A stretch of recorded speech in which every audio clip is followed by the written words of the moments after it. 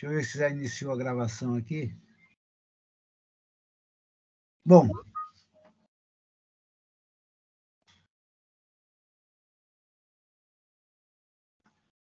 então, nosso boa tarde a todos e todas.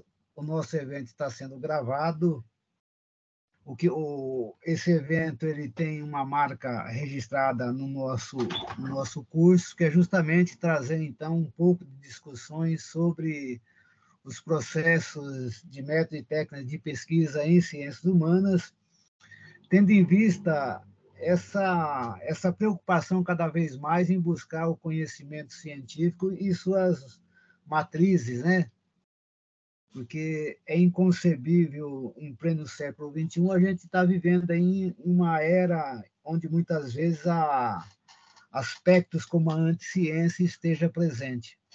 Então, nesse sentido, sejam todos bem-vindos ao nosso curso.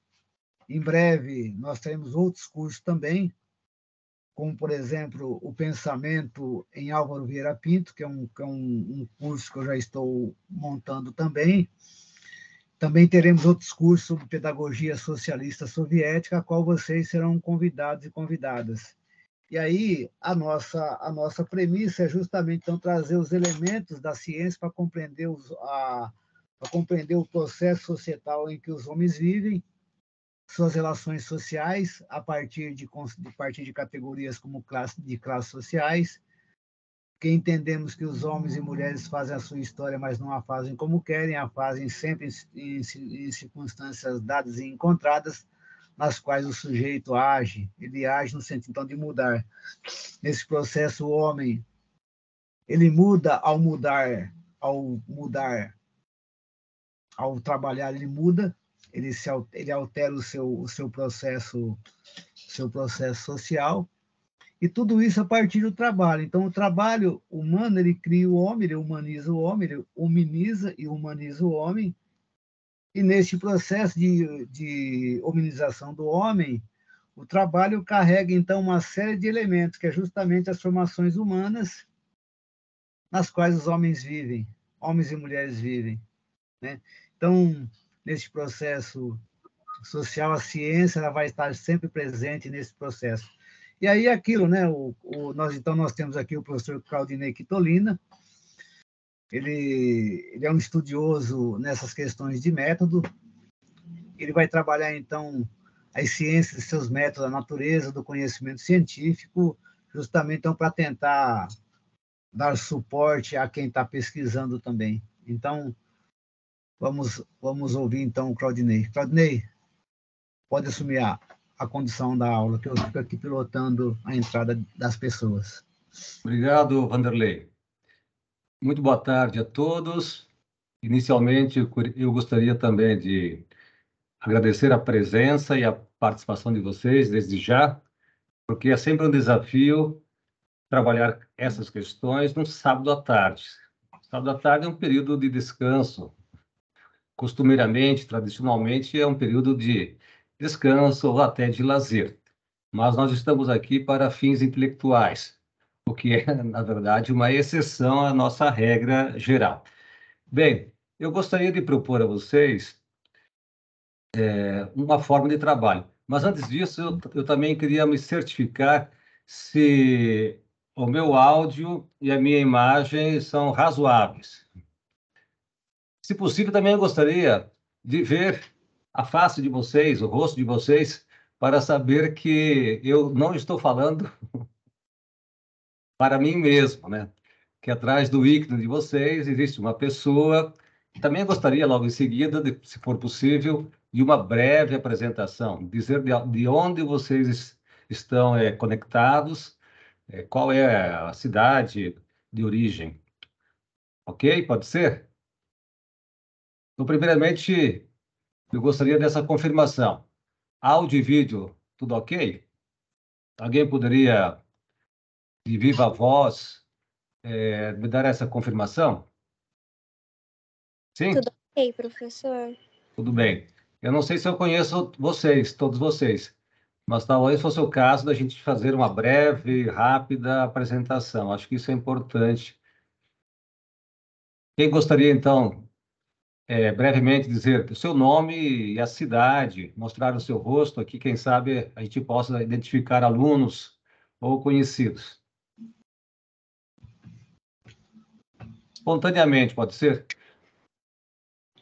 Bom, professor, meu nome é Arquimedes, sou de Paranavaí, estou no 3º ano de História. É um prazer, né, estar com o professor aí, né, para participar desse curso de extensão. Muito bem, seja bem-vindo. Estou vendo aqui a Gabriela, é isso? Gabriel, né? Desculpe. Podemos ver assim, que a Daniela, vamos começar aqui na ordem alfabética, né? A Daniele. Vanderlei faz essa convocação, essa intimação, Vanderlei. Daniela, você pode se apresentar, Daniela?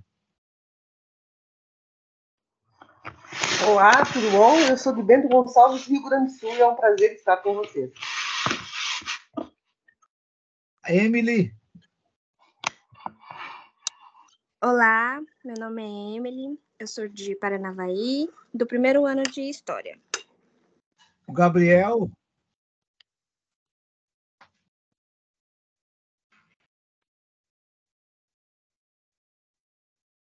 Talvez não esteja nos ouvindo. Vamos ver a Gabriela, depois eu volto para o Gabriel. A Gabriela.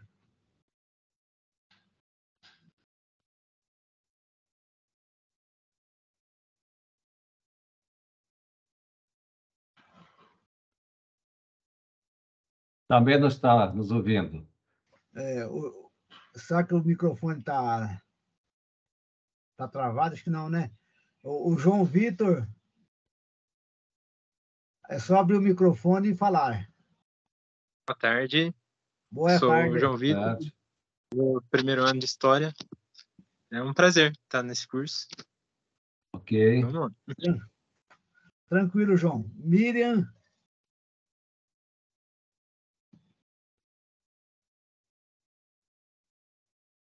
Também.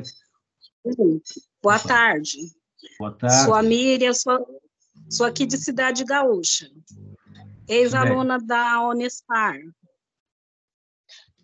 Muito bem. Silvia.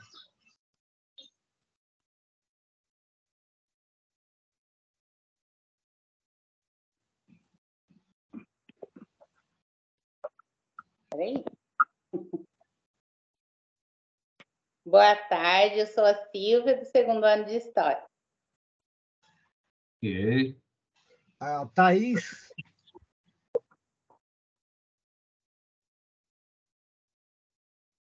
Boa tarde, eu sou a professora Thaís, do Colegiado de Pedagogia. Opa, é nossa Thaís. Thaís, colega da Isso, instituição. conhecimento nunca é demais, né, pessoal? Claro, verdade. não.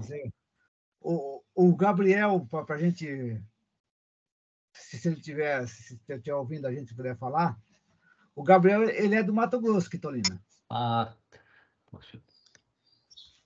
Boa tarde. Opa. Sou o Gabriel, atuo na Rede Estadual de Mato Grosso, sou formado em História, e é um prazer estar com vocês aí, aprendendo, né, cada vez mais. Muito bem. Tem mais alguém que não teve oportunidade de se apresentar? A Gabriela, a Quitolina, e aí os demais que forem entrando, a gente já vai vendo depois. Então, agora está me ouvindo? Sim. Sim. Agora foi. Gabriela, né? Isso, Gabriela do 2º de História.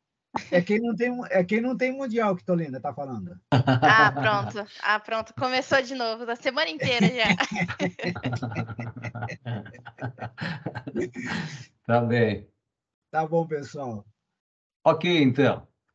Se mais algum participante ingressar, quem sabe depois a gente abre um espaço também. Eu gostaria, então, de propor para essa tarde uma forma de trabalho. Eu vou apresentar aqui uma espécie de sumário, né? Quer dizer, do roteiro ou da trajetória que nós pretendemos percorrer nesses 2 sábados, quer dizer, neste sábado de hoje e no próximo sábado, no sábado que vem. Hoje eu pretendo, ao menos, avançar até o ponto 2. Vocês estão visualizando aqui a minha proposta, né? Vamos tratar, então, hoje do problema da demarcação, ou seja, vamos tentar entender o que é e o que não é ciência, né? Recentemente, vocês acompanharam, tenho a impressão que sim, né? Acompanharam toda uma repercussão que houve na mídia sobre se a psicanálise é ou não ciência, ou se é uma pseudociência, né? Uma epidemiologista radicada nos Estados Unidos publicou um livro, e esse livro deu o que falar, quer dizer, repercutiu entre a comunidade científica e também entre professores das universidades. Bem, então, o problema da demarcação diz respeito àquilo que é e àquilo que não é ciência. Se é possível fazer esta delimitação de fronteira, né? Existem alguns filósofos que se empenharam ou se engajaram nesse trabalho. Depois, no segundo ponto, ou no segundo tópico, vamos tratar dos pressupostos filosóficos e nos antecedentes históricos da ciência, né? Ou seja, vamos tentar encontrar na história da filosofia, né, uma base teórica, conceitual para fundamentar a ciência. E na semana que vem, ou melhor, no sábado da próxima semana, vamos tratar do surgimento da ciência moderna. O que essa, eu diria, possibilidade representa, quer dizer, o que a ciência moderna traz como novo, ou melhor dizendo, como possibilidade para o ser humano. O que é a ciência moderna e quais são as implicações, as consequências da ciência moderna na vida ou na própria história da humanidade, desde, ao menos desde o século XVII até os dias que correm. E depois, no ponto 4, vamos tratar da epistemologia das ciências humanas, na tentativa de encontrar um estatuto, eu diria, científico para as ciências humanas. Nós bem sabemos que existe uma diferença entre ciências naturais e ciências humanas. Há quem classifique as ciências em diferentes tipos ou espécies. Por exemplo, a matemática seria uma ciência formal, né? Assim como a lógica e mesmo a sintaxe, a gramática. Enquanto que a física, a química, a biologia, a geologia, a astronomia, por exemplo, e todas as suas ramificações fariam parte desse grande domínio chamado ciências naturais. Por quê? Porque estudam os fenômenos naturais, os fenômenos da natureza, né? Os eventos naturais. Mas, por outro lado, nós temos que considerar ou que compreender o estatuto científico das ciências humanas. Em que medida, por exemplo, a história, porque eu vejo aqui que muitos participantes são do curso de História, mas não é só o caso da História. Mas em que medida, por exemplo, então, a História pode ser considerada uma ciência, assim como a psicologia, a sociologia e mesmo a economia, né? E claro que nessa discussão nós vamos também, desde já, eu quero dizer, problematizar se a filosofia é ou não uma ciência, né? Tradicionalmente, a filosofia não é vista como uma ciência. A filosofia se distingue das ciências. Nós vamos dizer o porquê. Daqui a pouco eu farei uma consideração sobre esta questão. E no ponto 5, nós vamos tratar então do caráter ideológico da ciência e também da técnica. Ou seja, a serviço de quem está a ciência? Quem é que financia a ciência? Quais interesses estão em jogo, né, na atividade científica? Ou seja, a ciência é neutra? A ciência está a serviço da humanidade ou a serviço de grupos econômicos ou de uma classe dominante, de uma classe dirigente? Então, precisamos problematizar essa questão, precisamos compreender criticamente o papel da ciência, o lugar da ciência na nossa existência ou na sociedade.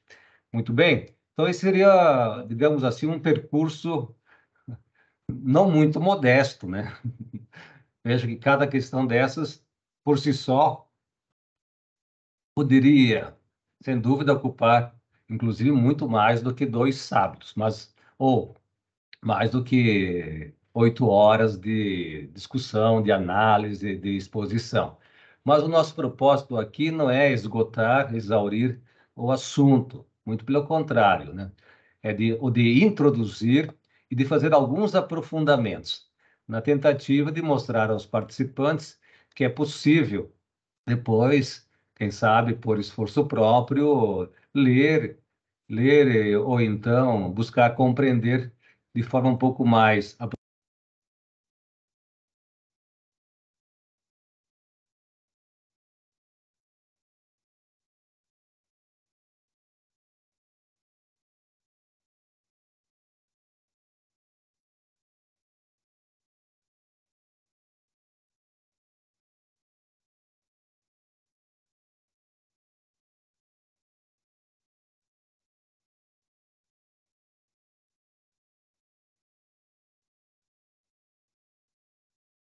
Abre teu microfone, Kitolina.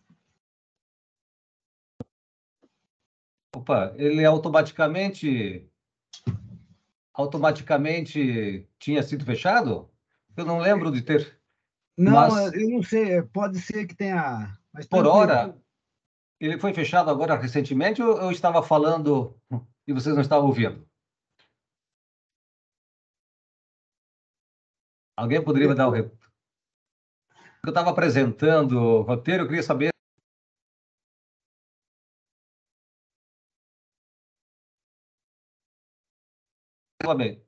Opa, abriu novamente agora. Isso, vamos Ele ver. está automático. Eu não tenho. Eu queria saber, Vanderlei, se quando estava apresentando o roteiro, vocês estavam me ouvindo. A parte final dele, Kitolina, parece Ah, que então, faltou. deixe-me retornar, né? Aqui desapareceu a sequência. Foi só um instantinho. Isso. Só um minutinho. A parte final, o último tópico. O último tópico, Ah, bem. Então, retomo esse ponto. E no último tópico, então, o caráter ideológico da ciência, nesse tópico, nós vamos tratar exatamente das seguintes questões, né? A serviço de quem está a ciência, quem é que financia a ciência? A ciência é neutra? Ela é livre de interesses, sobretudo políticos, econômicos, militares. Quando eu falo de ciência aqui, eu também falo de ciência aplicada, da técnica ou da tecnologia, né? Ou seja, trata-se de compreender criticamente o papel da ciência na sociedade. Muito bem, então era isso. Ou seja, esta seria, digamos assim, a minha proposta. Mas eu estava dizendo aí, foi o momento que o microfone tem a impressão que foi automaticamente fechado, porque eu não tenho lembrança de ter feito isso. Coisas da técnica, da tecnologia. Eu estava querendo dizer, então, que eu gostaria também de fazer uma proposta pedagógica. Ou seja, estou supondo que se trata de uma aula e não de uma palestra, ou melhor dizendo, porque é uma aula, então é possível que o aluno, o participante, queira indagar o professor, queira fazer algumas perguntas, alguns questionamentos, tirar alguma dúvida, fazer algum comentário. Eu acho isso muito produtivo, né? Desde que sinalize, de viva voz, ou então aqui no chat. Pode ser? Então, vocês podem me interromper assim que vocês julgarem melhor. Tudo bem? Vanderlei, eu tenho a impressão que sumiu meu compartilhamento aqui.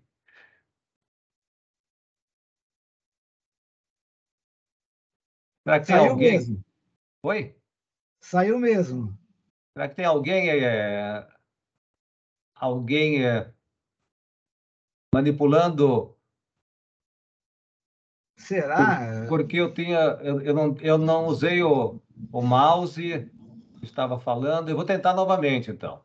Isso, qualquer coisa a Puxa, gente... só um instantinho.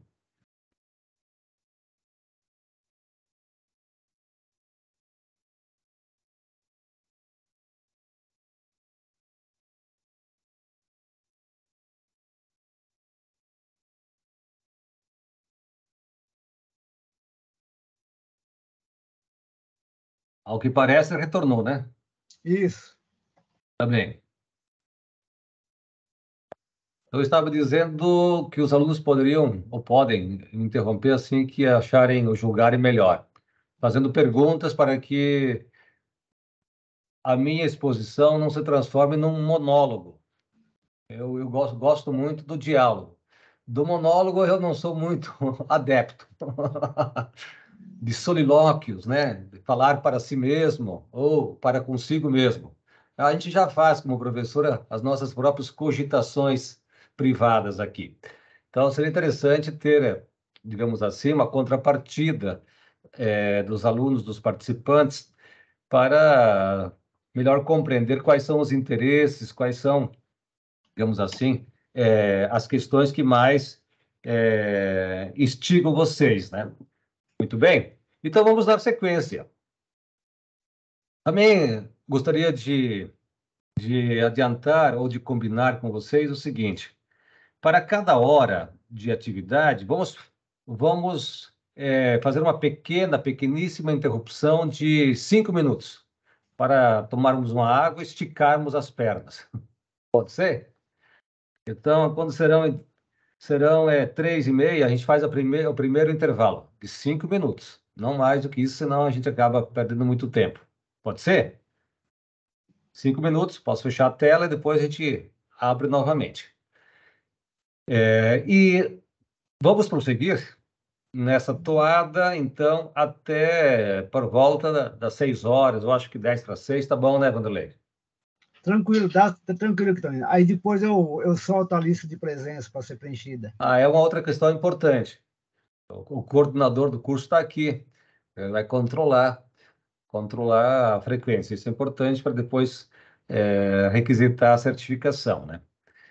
Então, algumas questões preliminares, meus alunos, ou nossos participantes.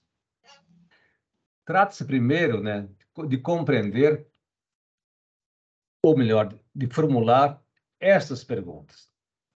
O que é a ciência? Que tipo de conhecimento é o conhecimento científico, né? Como é possível definir o conhecimento científico em contraposição aos outros tipos de conhecimento? O que é o método científico, né? Costumeiramente se diz que a ciência busca a verdade, né? Essa parece ser uma convicção de todos os cientistas. A ciência persegue, busca, investiga a verdade. Mas outras formas de conhecimento também buscam a verdade, ou dizem buscar a verdade, né? Veja, por exemplo, que até a religião diz buscar, ou, se não, possuir a própria verdade. A filosofia também, enquanto tipo específico de conhecimento, ela busca a verdade. Mas há uma diferença entre as formas científicas, filosóficas e não científicas de conhecimento. A ciência, assim como a filosofia, ela busca a verdade através de um método. Então, é através deste dispositivo operacional que ela persegue ou pode, de alguma maneira, provar, comprovar, se certificar da verdade, né? A ciência, outra pergunta, né? É uma forma de conhecimento ou todo conhecimento possível? Existe uma crença.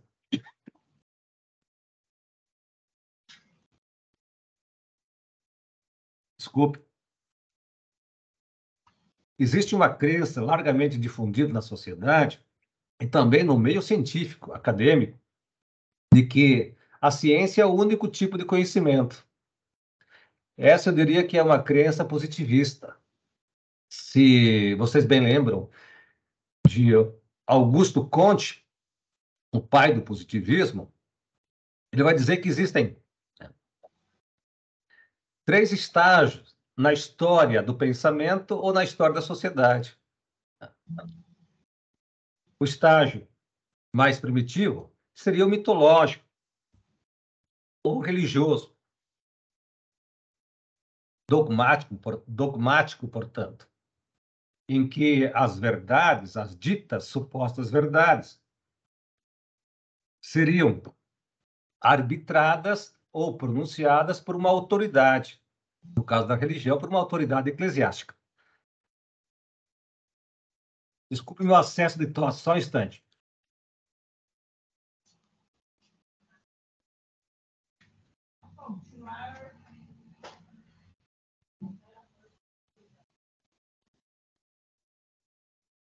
Espero voltar à normalidade. Num segundo estágio, Visconti, né, na sua filosofia positivista, aparece, surge a metafísica, que seria, digamos assim, a própria filosofia na sua essência, as suas elucubrações, especulações abstratas. A filosofia, diferentemente da religião, ela operaria com a razão teórica abstrata, portanto. Então, a filosofia procederia desta maneira. Mas, do ponto de vista do seu desenvolvimento histórico, a humanidade atingiu um outro estágio, o estágio positivo ou positivista, que é o momento em que surge, então, a ciência. A ciência seria a culminância, né, o auge, o ápice do conhecimento humano. Essa tese, ela é de matriz positivista, como eu disse há pouco, de extração positivista. Mas ela está muito fortemente arraigada ou então entranhada também na academia, porque há muitas vezes uma rejeição, não só da filosofia enquanto conhecimento, mas também das artes, né? Ou mesmo da mitologia e até das religiões, né? Ou seja, ao que parece, a ciência tem se tornado o tipo hegemônico ou então dominante do conhecimento. Mas do ponto de vista de uma análise mais filosófica, nós consideramos a ciência um tipo específico de conhecimento, mas não confundimos a ciência com conhecimento. Quer dizer, existem conhecimentos para além da ciência. A ciência é um tipo específico que tem suas características, seus critérios de rigor, tem seu método, mas a ciência não abarca todo o conhecimento possível. E nesse sentido, então, a filosofia é um tipo diferente de conhecimento.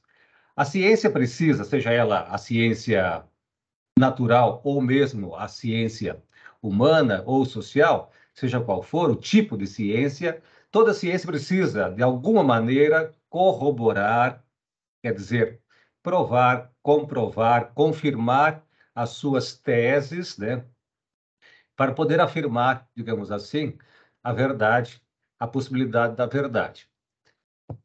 Tanto a ciência experimental, né, quanto a ciência experimental aqui, eu estou querendo dizer das ciências naturais. Por exemplo, a física, a química, a biologia, quanto às ciências empíricas, como, por exemplo, então, a história, mesmo psicologia, a sociologia, todas elas precisam, de alguma maneira, submeter uma teoria aos fatos.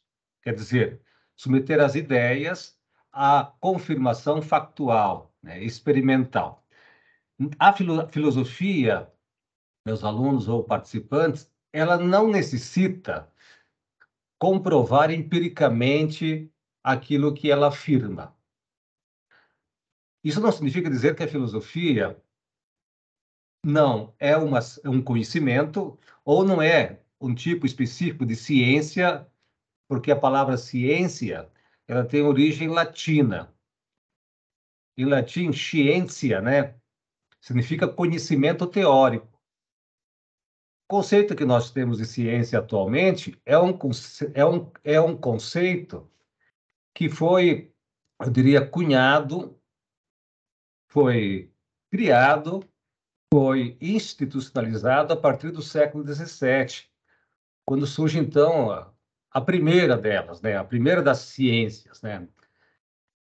A rainha das ciências, né? A física, que é o conceito de ciência experimental. Quem não lembra aqui, por exemplo, dos nomes como, por exemplo, Galileu Galilei, mesmo Copérnico, um pouco antes, depois Kepler, Newton, né? Descartes, Leibniz, Bacon e outros mais. A filosofia é um tipo de conhecimento, ou então é uma ciência, mas não uma ciência experimental e nem uma ciência empírica. Suas hipóteses de trabalho ou suas teorias não necessitam de comprovação empírica. Mas isso não significa que não necessita de comprovação.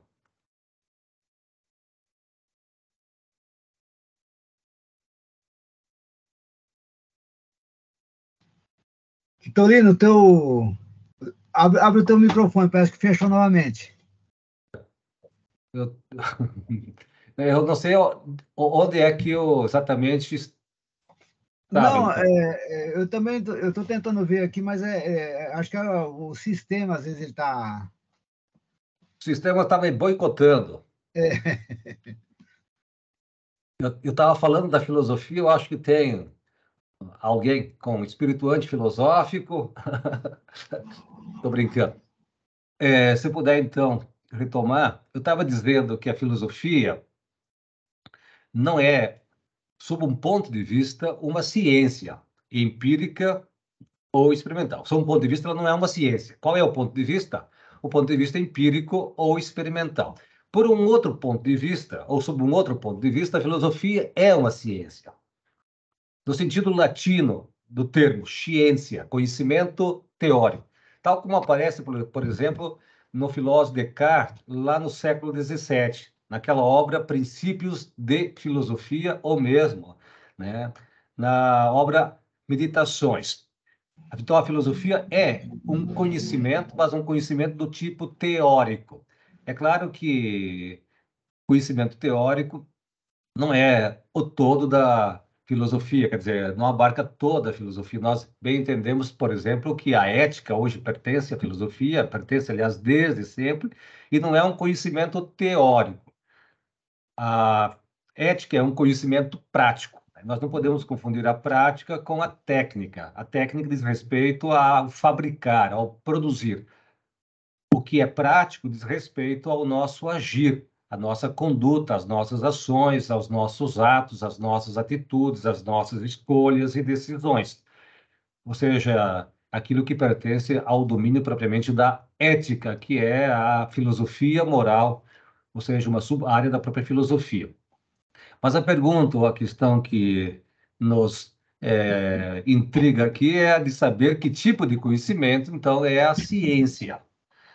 O certo é que antes do surgimento histórico da ciência, tal como nós a concebemos a partir da Idade Moderna, a partir do século XVII, antes desse surgimento já existiam outros tipos de conhecimento, inclusive a técnica é muito anterior à ciência, como nós a entendemos hoje, em seu sentido moderno.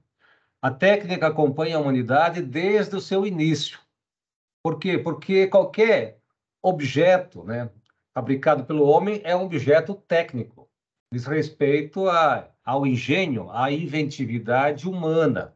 Então, a técnica antecede a ciência. Agora, o que vai ocorrer no desenvolvimento histórico da ciência é que, no Renascimento, na altura do Renascimento, esse período de transição da Idade Média para a Idade Moderna, propriamente dita, ciência e técnica vão se fundir. Ou seja, se antes ciência e técnica andavam paralelamente, agora ciência e técnica vão se fundir.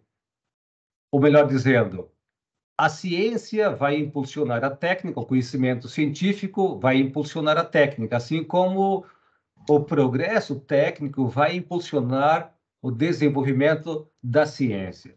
Para citar um exemplo, o microscópio ou mesmo o telescópio são objetos técnicos, mas a física e mesmo a biologia, no caso do microscópio, a biologia não consegue avançar sem esse instrumento, sem, eu diria, o aperfeiçoamento desse instrumento. Como é que nós podemos acessar o microcosmos, quer dizer, o mundo das bactérias, o mundo dos vírus, né, dos micro-organismos, sem esse equipamento, que potencializa, digamos assim, né, a nossa capacidade de visão. Então, perceba, por exemplo, que a biologia, né, depende enormemente do desenvolvimento técnico, do aperfeiçoamento, do progresso técnico.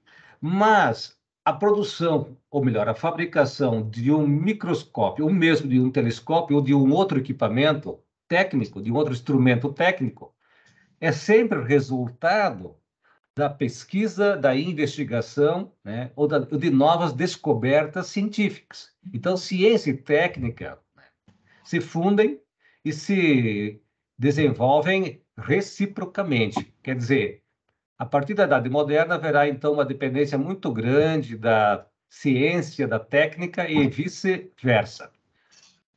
Muito bem. Uma outra questão introdutória, né?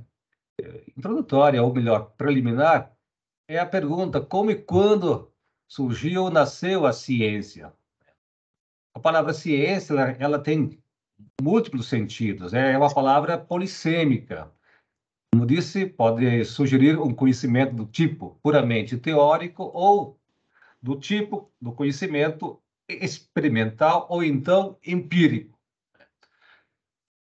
A ciência, tal como nós a conhecemos, como disse antes, ela data do século XVII, mais precisamente. Quer dizer, ela surge por volta do século XVII.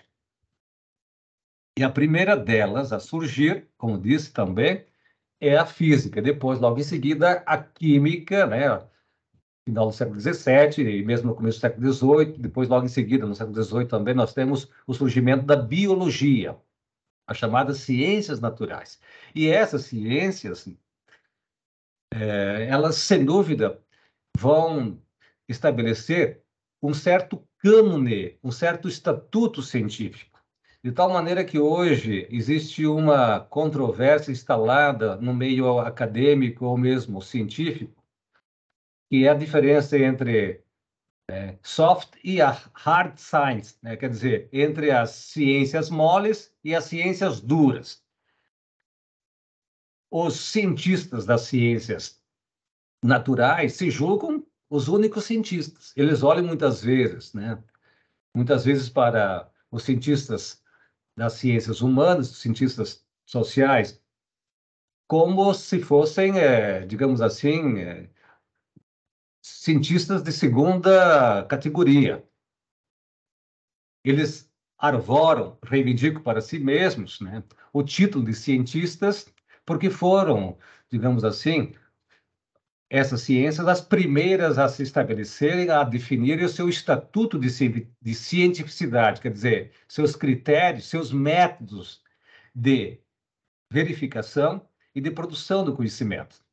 As ciências humanas, elas vão se estabelecer, mas muito mais tarde. Veja que a psicologia, por exemplo, um pouco antes, né?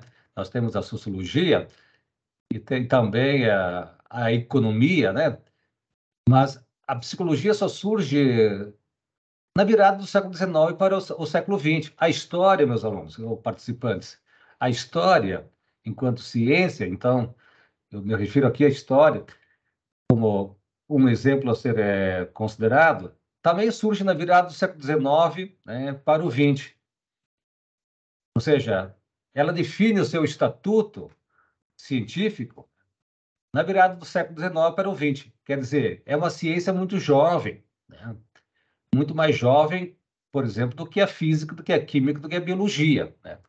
Ou mesmo, como disse, a psicologia e a sociologia, dentre tantas outras, né? Nós temos este problema, ou seja, as ciências humanas precisam mirar-se, espelhar-se nas ciências humanas, se quiserem adquirir o caráter científico, assim chamadas, né, as ciências humanas, ou as humanidades, melhor dizendo, ou elas deveriam reivindicar um estatuto próprio. Então, são muitos os filósofos, né, muitíssimos, por sinal, que enveredaram por essa discussão. e divergem entre si. Alguns afirmam que as ciências humanas herdam das ciências naturais muitos princípios, muitos critérios de cientificidade. O próprio conceito de verdade seria um conceito herdado das ciências naturais. Mas outros filósofos da ciência vão dizer o contrário, né? Que as ciências humanas precisam de um método próprio, de um método diferente. Então, são essas discussões, essas questões também que eu quero explorar aí no decorrer dessas duas aulas, isto é, no dia de hoje e no próximo sábado. E uma outra questão, então, que relação existe entre filosofia e ciência, de que trata a epistemologia ou a filosofia da ciência. Vejam que há uma área da filosofia que trata da ciência como objeto de estudo. Essa área chama-se filosofia da ciência.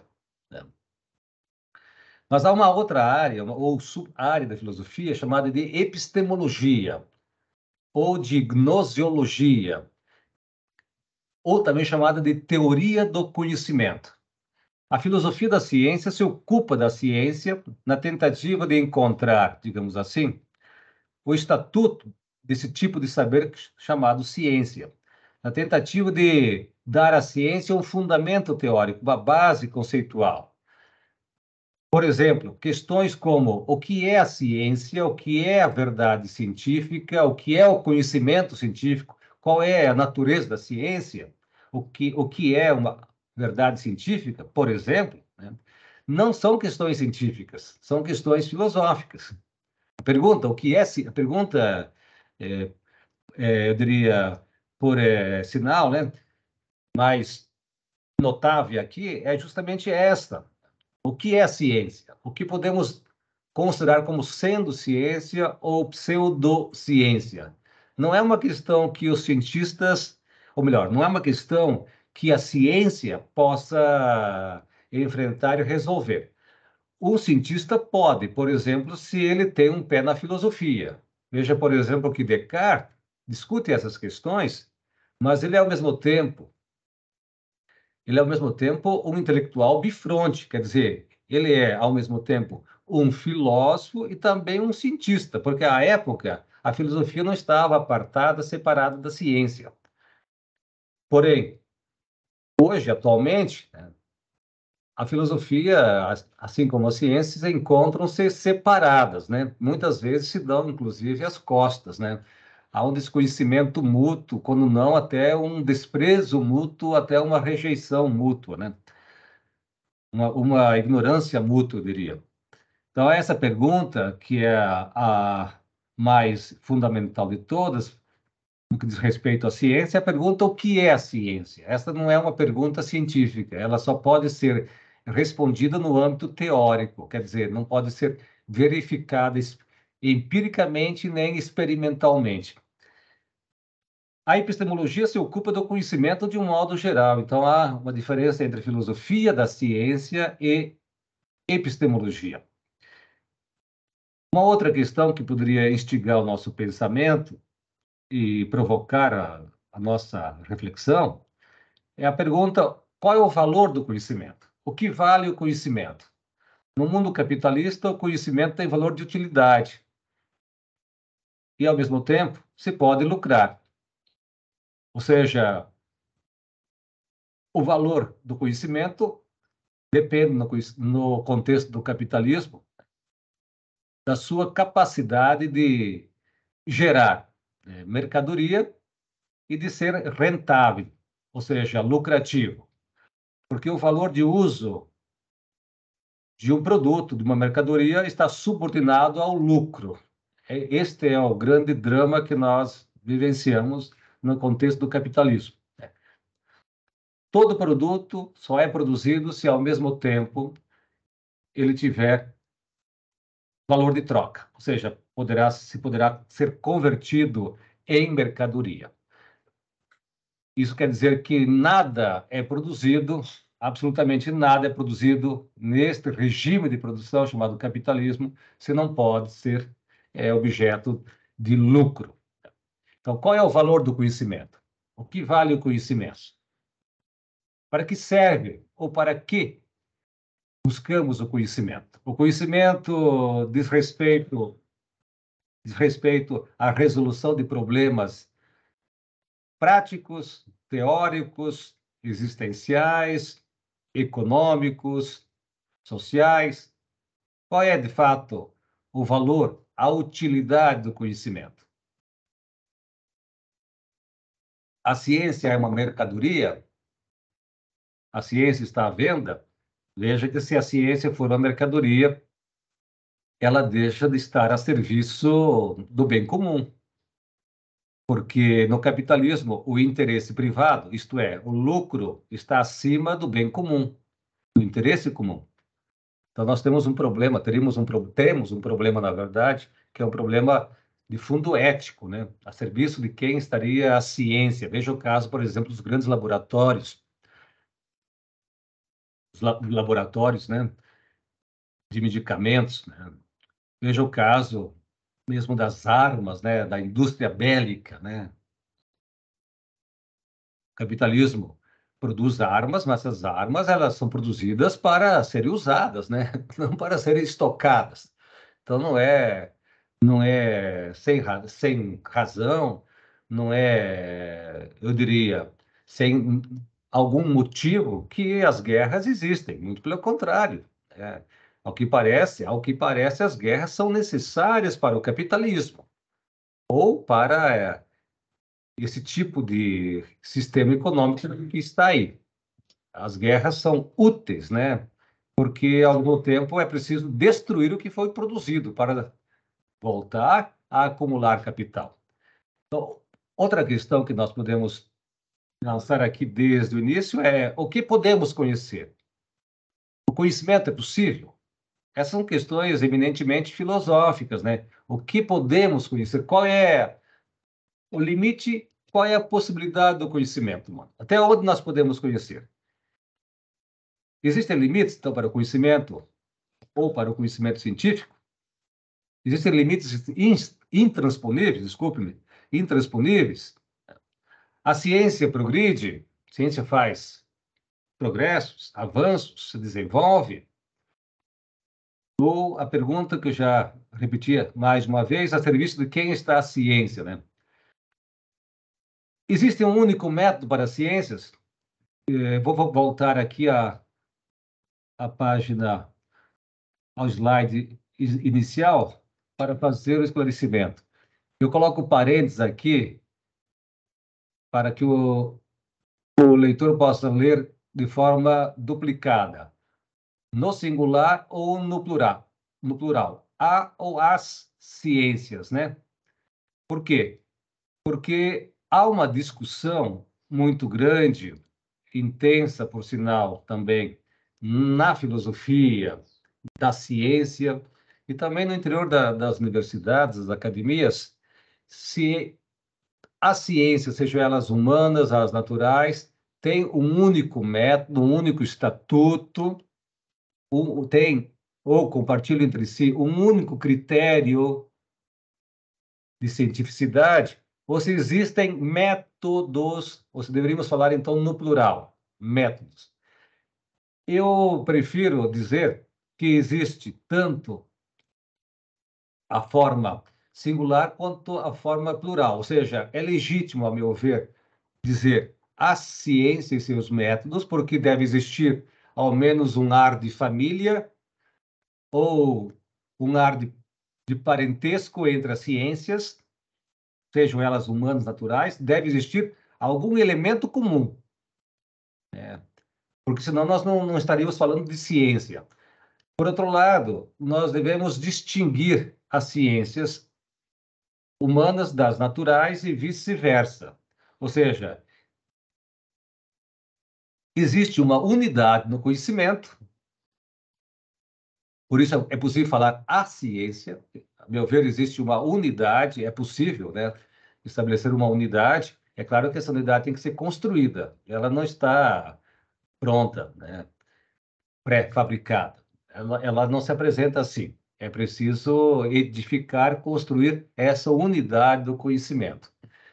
Ou seja, todas as ciências guardam entre si relações.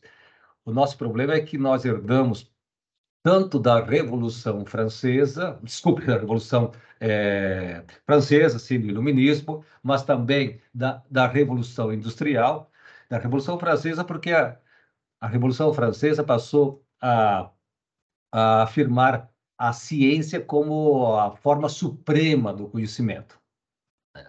O Iluminismo não é outra coisa a não ser isso, né? Eu coloco o Iluminismo aqui lado a lado com a Revolução Francesa, porque a Revolução Francesa foi fruto do Iluminismo, digamos assim. Ao menos um dos fatores desencadeadores foi o pensamento iluminista, quer dizer, o pensamento racional, científico. Mas, ao mesmo tempo, o Iluminismo traz uma ideia de ciência, né, que se subdivide em diferentes especialidades, em diferentes áreas. Então, a ciência moderna, quando se aparta da filosofia, lá por volta do século XVIII, ela vai sofrer uma ramificação. É também evidente que essa eu diria, divisão interna da ciência, ela está do ponto de vista social e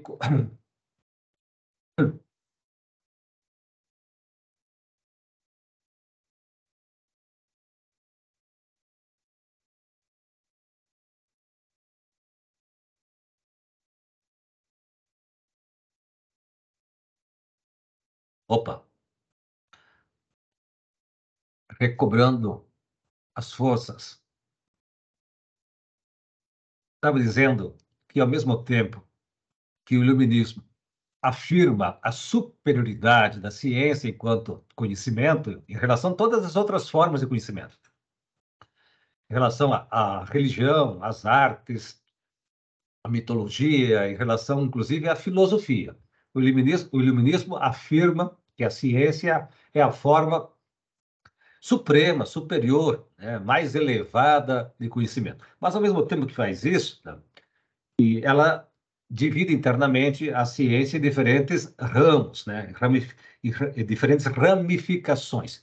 Mas este evento histórico, esse fenômeno histórico da divisão interna da ciência, não está desatrelado do desenvolvimento social, histórico e econômico do capitalismo.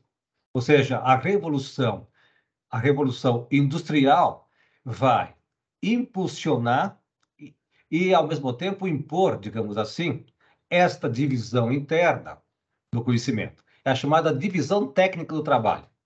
A divisão técnica do trabalho, né, também vai repercutir, por exemplo, no interior das academias, das universidades, das instituições de pesquisa. Então, não podemos desconectar uma coisa da outra. Ou seja, esta divisão, essa fragmentação da ciência em subespecialidades, né, ela é fruto, em última instância, do próprio desenvolvimento histórico do capitalismo. A Revolução Industrial impôs isso. Né?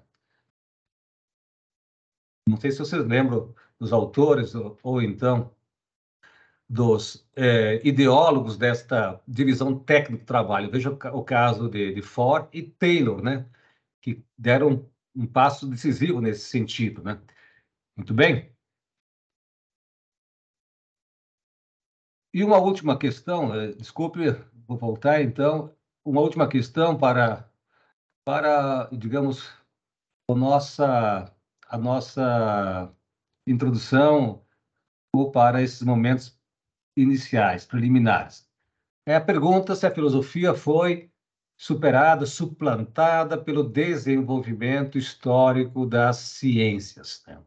Existe essa questão para ser discutida, é claro que ela é uma questão controvertida, mas vale aqui, ao menos, notar a existência dessa questão e dessa discussão. É claro que essa questão, ela é muitas vezes, né, enfrentada no interior da própria filosofia e muitos, entre aspas, filósofos acabam afirmando, né, a superação da própria ciência. Desculpe, da filosofia pela própria ciência, repito. a superação da filosofia pela própria ciência. Exemplos disso são autores, por exemplo, alinhados ao positivismo, veja o caso de Comte, não só de Comte, de outros, né? E do neopositivismo lógico, sobretudo do Círculo de Viena, Carnap, Schilling, né? Dentre outros, vão afirmar exatamente isso, que a filosofia foi superada pela ciência, né? Defendendo, portanto, o fim da filosofia ou então a morte da filosofia. Recentemente, quer dizer, antes da sua morte, Stephen Hawking, não sei se vocês estão lembrados desse físico inglês, na verdade, um físico teórico, né? Ele afirmou várias vezes que a filosofia tinha sido superada pela ciência, né? Mas não é o que parece, né? A filosofia segue viva, eu diria, e não só viva. A filosofia existe e segue viva, e ela é talvez hoje mais necessária do que quando surgiu lá na Grécia antiga ou arcaica, né? Porque há uma discussão se foi no período antigo ou arcaico. Que a filosofia hoje é mais necessária do que nunca. A ciência propõe questões para a filosofia, a filosofia é desafiada pela ciência, pelo progresso científico, mas, ao mesmo tempo, a filosofia precisa se informar cientificamente. Os filósofos necessitam também de uma base científica, de uma formação científica, e vice-versa. Os cientistas também necessitam de um conhecimento filosófico. É claro também que não é possível grandes aprofundamentos, né, na filosofia pelos cientistas e nem grandes aprofundamentos na ciência pelos filósofos, mas não pode persistir esse desconhecimento mútuo, né? Senão, o debate entre filósofos e cientistas se torna um debate entre surdos, né? Ou seja, ninguém se entende, que é o que está ocorrendo hoje nas universidades mundo afora, né? A filosofia segue dando as costas para a ciência e vice-versa. Esse mútuo desconhecimento só traz, eu diria, prejuízos intelectuais para a filosofia e para a própria ciência. Bom, segue ainda algumas outras questões, rapidamente. As ciências sociais são ciências? É possível a objetividade das ciências sociais? É aquela pergunta que eu já me referi anteriormente. Se é possível falar, né, de ciências sociais, né? Cientistas naturais têm enormes objeções, né, ou dificuldades, entre aspas, de se referir às humanidades como se fossem ciências, né? Porque, para eles, a ciência produz conhecimentos que são objetivos e, ao mesmo tempo, exatos. Tanto é que as ciências naturais também são conhecidas como ciências exatas, porque elas são, eu diria, expressas, né, as questões das ciências naturais em linguagem matemática. Os grandes problemas, as grandes questões das ciências naturais são todas formalizadas, matematizadas, né? Vocês devem lembrar, lá no ensino médio, né? Todos nós lembramos, que a física faz uso intenso da linguagem matemática, como se a matemática fosse, então, a linguagem da própria ciência chamada física, né? Ora, se assim é, então a física pode produzir resultados exatos. Por quê? Porque o raciocínio do físico é também um raciocínio matemático. Mas essa é uma discussão que os cientistas naturais, desculpe, das humanidades, não vão aceitar sem reservas, sem críticas, né?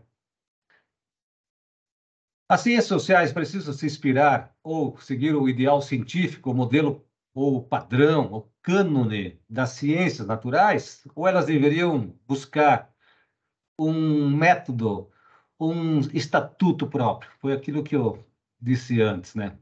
Quais são os critérios de cientificidade das ciências naturais, das ciências humanas ou sociais? A observação e experimentação é o árbitro, né? O árbitro, isto é, a última instância, o juiz supremo do conhecimento, do conhecimento científico. Aqui tem um S que está sobrando, né? Então, são essas perguntas, essas questões que eu estou lançando para, quem sabe, suscitar um pouco o nosso pensamento, a nossa reflexão, para mostrar a vocês que essas questões estão longe de um consenso. Não há consenso sobre nenhuma delas. Isso quer dizer, então, que a controvérsia, que a divergência, que o debate, que a discussão, né, está instalado, né, tanto nas ciências quanto na filosofia. E talvez nunca tenhamos um consenso total, pleno, acerca de nenhuma destas questões. Muito bem? Então, rapidamente, antes de darmos o passo inicial, que é este aqui, ó, o problema da demarcação. Então, uma última questão introdutória, mas eu estava dizendo que em 3h30 vamos fazer um pequeno intervalo. Agora são 3h15. Se eu esquecer, alguém me lembre. Existe uma classificação, né, uma organização, aliás, existem muitas classificações das ciências. Eu vou apresentar aqui aquela que é mais consensual, embora não haja consenso pleno sobre essa classificação também não, mas ela é mais adotada até nas instituições científicas, nas instituições de pesquisa e mesmo nas universidades, né, ou academias. As chamadas ciências formais, como eu fiz referência antes, por exemplo, a lógica, né, a matemática, mesmo a gramática. E as ciências factuais, essas se subdividem em duas, né, ou em dois subtipos. As chamadas ciências naturais, né, física, química e biologia, geologia, que é a ciência do subsolo, né, e a astronomia, que é a física celeste. E as ciências ditas sociais e humanas. Nós temos, claro, outras ramificações internas chamadas ciências sociais aplicadas, né? Que, na verdade, não são propriamente ciências. Veja o caso, por exemplo, do direito. Veja o caso da administração. Aqui, com todo o respeito, não estou querendo diminuir a importância desses tipos de conhecimentos aplicados. Não é o meu objetivo. Mas veja o caso da administração, da contabilidade, por exemplo, o caso do direito, o caso da medicina, o caso do jornalismo, o caso da enfermagem. São profissões. Então, nós não podemos confundir profissões com ciência. A administração de empresas não é uma ciência, é uma profissão. E, em sendo uma profissão, ela lança mão, faz uso, aplica conhecimentos, falo no plural, científicos. Por exemplo, a contabilidade não existiria sem a matemática. A contabilidade não existiria sem a economia. Ora, economia e matemática são ciências. A contabilidade também não existiria sem a sociologia, que é uma ciência da sociedade. O mesmo com relação à medicina, por exemplo. A medicina não existiria enquanto profissão, ocupação humana, sem a biologia. Ora, a biologia é uma ciência, mas a medicina não é uma ciência. A medicina não seria nada sem a biologia, sem a química, porque a química possibilita a fabricação de medicamentos, de remédios, de vacinas, né? Então, a química é uma ciência e ela é utilizada pelos médicos. Ela não seria nada sem a física, porque a física permite a fabricação de instrumentos. O que é um raio-x? O que é um ultrassom? São equipamentos que só foram possíveis de serem inventados, construídos, porque a física se desenvolveu, porque a mecânica, porque a eletrônica, porque o eletromagnetismo, porque a óptica, essas áreas da física se desenvolveram. fizeram descobertas. A administração de empresas também não seria nada sem a matemática, sem a sociologia, sem a economia e assim por diante, né? O direito não seria nada sem a sociologia, sem a psicologia, sem a filosofia, por exemplo. Mesmo sem a história, né? Espero ter elucidado a diferença entre ciências e profissões. As profissões são aplicações do conhecimento, né, de uma dada sociedade num dado momento histórico. Então, daqui 100 anos, dado o atual estágio, né, da ciência e da técnica, as profissões vão fazer outros empregos, outros usos, outras utilizações do conhecimento científico. Muito bem, dito isso, então, feito esse aquecimento inicial, né? Nós bem sabemos que o aquecimento é sempre importante, né? Para evitar algumas lesões. Lá no futebol, isso é mais, não só no futebol, né? Em qualquer prática esportiva, é mais do que importante. Eu diria que também na prática intelectual, no exercício intelectual, é preciso também esse aquecimento para que a gente possa pensar com mais clareza, né? Refinar melhor o pensamento, ter, digamos assim, uma capacidade de compreensão mais clara acerca do que vai se seguir. Então, vamos para o primeiro tópico. Mas eu gostaria, antes de dar esse passo adiante, né, de preferência, dar um passo adiante, né? O Vanderlei fala sempre do Palmeiras, né, que não tem mundial, mas eu que sou gremista, eu tenho que reconhecer que o Grêmio, por exemplo, ao invés de dar um passo adiante no jogo, ultimamente ele começa a jogar para trás, né? Eu consigo perceber que a trave do adversário, do time adversário, está lá na frente. Então, quando o time começa a jogar para trás, é porque falta competência, né? Para se afirmar e para, eu diria, driblar e agredir no sentido não violento, né, da palavra, agredir o adversário, quer dizer, se infiltrar e prosseguir, avançar no campo do adversário. Porém, no caso da nossa exposição aqui, eu precisaria também saber se vocês já estão aquecidos, então. Se há alguma pergunta, alguma questão, dê-me um feedback, um retorno, para que eu possa saber que eu estou falando com seres humanos, né, que atrás desses ícones existem seres humanos ouvindo. Alguém gostaria de fazer uma objeção, uma pergunta, uma colocação, tirar uma dúvida ou fazer algum comentário?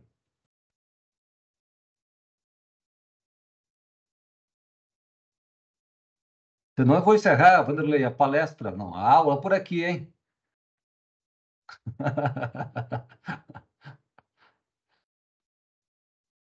De repente, eu esteja falando para mim mesmo, mas aí não é necessário falar para mim mesmo, porque aquilo que eu julgo saber, eu já sei. Nenhuma questão? Opa, a Gabriela, ela está dizendo que pode prosseguir. Nenhuma questão a pôr ou a propor? Então, vamos para... Vanderlei também não gostaria de fazer uma colocação? Você também tem palavra, pode fazer uso. Não, tá tranquilo a exposição. Tá demarcando bem a... Eu espero estar tranquilo, não muito para não dar sonolência nos nossos participantes. Ô, Quitolina, você prefere parar agora, fazer os 5 minutinhos e depois reiniciar? Podemos. Porque aí não para no meio da... Pode ser, eu acho que é melhor do ponto de vista didático. Né? Pode ser, então. 5 minutos mesmo, eu serei rigoroso. Então, às 15h26 estarei de volta. Eu vou fechar a câmera aqui, mas eu já estarei de volta. Beleza. Ok? Mas vocês também não vão desaparecer, né, meus alunos, né? Não. Tá bem? Falou, daqui 5 minutinhos nós voltamos, pessoal.